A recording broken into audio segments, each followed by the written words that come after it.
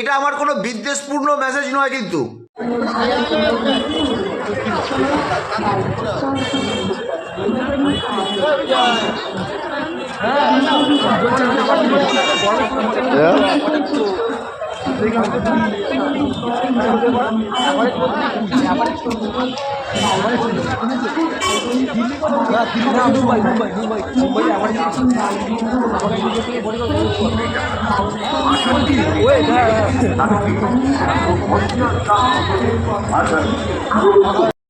Hello guys, hello দর্শক বন্ধুরা, তোমরা কেমন আছো? আশা করি প্রত্যেকে ভালো আছো। কিছুক্ষণ আগেই বড়দিনের সূচনা হয়েছে।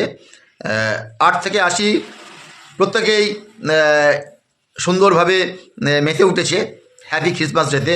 সকালবেলায় প্রত্যেকটা বুড়ো থেকে ছুড়ো প্রত্যেকেই হয়ে যাবে শিশু, নাম করবে যিশুর, কাটবে টুকটুক করে কেক, ছোটো ছোটো টুকরো করে খাবে, আনন্দ করবে।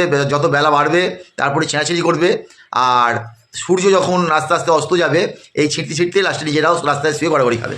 তো এটাই হচ্ছে বাঙালি পরম্পরা, ঐতিহ্য, খাদ্যরসিক, খাদ্যপেটুক বাঙালি। তো যাই হোক, শত দুঃখের মাঝেও একটু আনন্দ যদি না করি তাহলে জীবনটা যেন অসম্পূর্ণ থেকে যায়। তো একটু আনন্দের মুহূর্ত শেয়ার করলাম তোমাদের সুপ্রভাত জানিয়ে। সেই সঙ্গে একটি বড় বিষয় আপনাদের সামনে তুলে ধরছি। প্রত্যেকের ঘরে ঘরে যদি এই বিষয়টা যদি আপনার মনে লাগে যে না এটা সত্যি, এটা ঠিকই, এটা এর মধ্যে কোনো ভুল নেই, তাহলে প্রত্যেকের ঘরে ঘরে শেয়ার করবেন।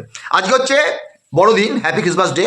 প্রভু যিশু অর্থাৎ খ্রিস্ট সমাজের দেবতা, যিশুকে খ্রিস্ট সমাজের দেবতা মানা হয়। প্রভু যিশুর কয়েক ঘন্টা আগে জন্মগ্রহণ করেছে এই ধরাধামে।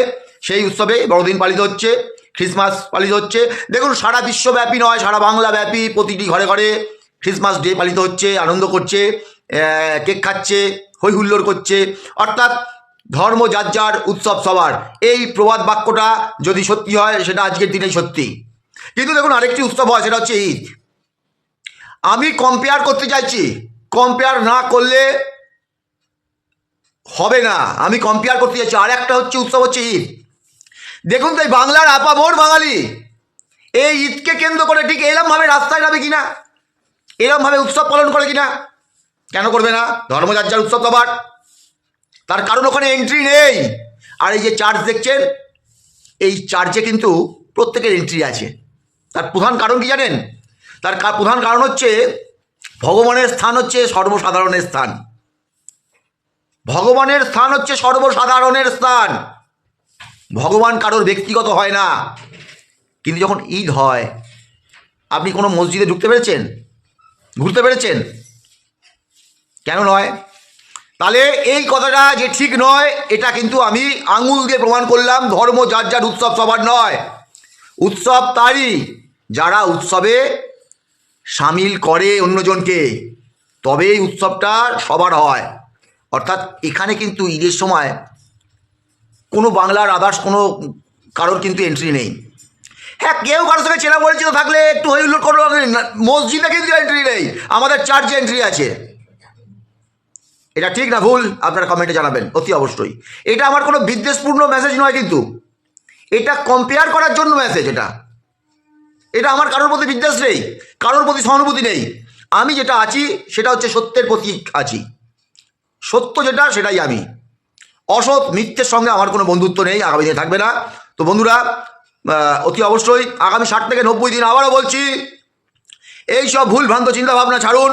আপনারা অনেকেই চিন্তা করছেন যদি 60 থেকে 90 দিনে যদি সমস্ত সমস্যার সমাধান হয়ে যায়, তাহলে আমার স্বামীটা সকালবেলায় টোটো নিয়ে বেরোয় কেন? আমার স্বামীটা সকালবেলায় ইট ভাঙার জন্য হাতুড়ি কন্ডিক নিয়ে বেরোয় কেন? আমার স্বামীটা, আমার ভাইটা, আমার সন্তানটা, আমার ছেলেটা ঘরের দোকানে কাজ করতে যায় কেন? আপনারা এটা চিন্তা করছেন। আপনারা এটাও চিন্তা করুন, আপনার স্বামী, আপনার ছেলে, আপনার সন্তান, আপনার ভাই যদি 10 দিন কাজ না করতে পারে, যদি কোনো অ্যাক্সিডেন্ট হয়, কোনো বিপদ হয়, সেই 10 দিন আপনার পরিবারের কি অবস্থাটা হবে চিন্তা করে দেখুন, যদি আপনার পরিবারের অর্থ সংগ্রহ করা না থাকে। হ্যাঁ, মানুষের একটা সময় আসে, মানুষ কার্যকরী ক্ষমতা হারিয়ে ফেলে, তখন সেই মানুষটা বাঁচবে কী করে, সেটা আজকের দিন থেকে ভাবা দরকার। আর ভেবেও কেউ কোনোদিন কিছু করতে পারেনি। আমি বলছি, আপামর বাঙালিকে বলছি, প্রত্যেকটা পরিবারের কাজ, প্রত্যেকটা পরিবার, অর্থাৎ কেউ কর্মহীনতায় ভুগবে না, অর্থ সহজে ইনকাম করা যায়। শুধু আমাদের রোজগারের পথটা আমাদের কেউ কোনোদিন হাত ধরে দেখায়নি, হাত ধরে শেখায়নি, হাত ধরে চেনায়নি। তাই আজকে আপনি বেকার শব্দটা আপনার জিভের ডগায়, ঠোঁটের ডগায় লেগে আছে। আপনারা কেউ বেকার নয়, আপনারা কেউ অর্থনৈতিকভাবে দুর্বল নয়, আপনারা কেউ গরিব নয়, আপনাদের গরিব করে রাখা হয়েছে।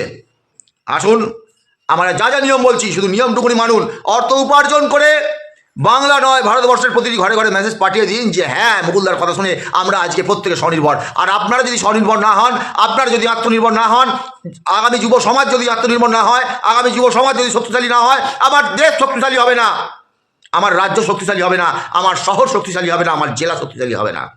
আসুন আমরা হাতে হাত মিলিয়ে, কাঁধে কাঁধ মিলিয়ে, একে অপরের সঙ্গে হিংসার পথ বেছে না নিয়ে আমরা ঐক্যবদ্ধ হই। আবারও বলি, জয় বাঙালি, আত্মনির্ভর বাঙালি।